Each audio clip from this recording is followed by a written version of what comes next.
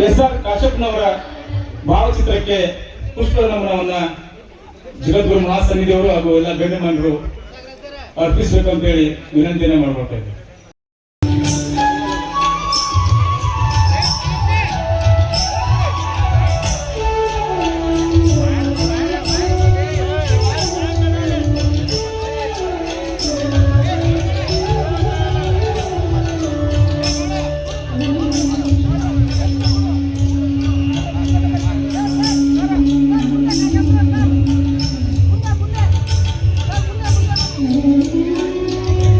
ಜನಾನುರಾಗಿ ಮುತ್ಸದ್ದಿ ನಾಯಕ ಮಾಜಿ ಸಚಿವರಾದ ಲಿಂಗೈಕ್ಯ ಎಸ್.ಆರ್. ಕಾಶ್ಯಪ್ಪನವರ್ ಅವರ 24ನೆಯ ಪುಣ್ಯ ಸ್ಮರಣೆಯ ಈ ಸುಸಂದರ್ಭದಲ್ಲಿ ಪೂಜ್ಯ ಜಗದ್ಗುರು ಮಹಾಸನ್ನಿಧಿಯವರು ಹಾಗೂ ನಾಡಿನ ಅವರು ಸಂಪಾದಿಸಿದ ಜನಾನುರಾಗಿ ಕಾಶ್ಯಪ್ಪನವರ್ ಕವನ ಸಂಕಲನದ ಬಿಡುಗಡೆ ಪೂಜ್ಯ ಜಗದ್ಗುರು ಮಹಾಸನ್ನಿಧಿಯವರು